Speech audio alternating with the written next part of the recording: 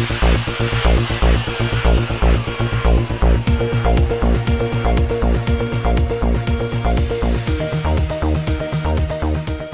अस्सलाम वालेकुम नाज़रीन, इंतहाई अफसोसनाक खबर शामिल कर रहे हैं फैसलाबाद से, जहां पर सलोनी झाल के नज़दीक तेज़ रफ्तार कार खड़े ट्रक से टकरा गई, जिसके नतीजे में मां और 1 साला बेटी जहां पर जबकि कमसन बेटे समेत 2 अफराद शदीद ज़ख्मी हो गए।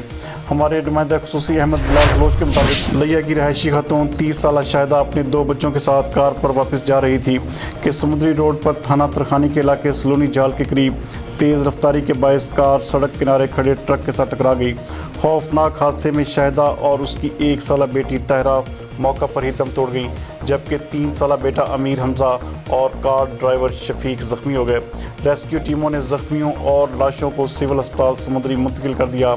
हादसे में कार मुकम्मल तौर पर तबाह हो गई।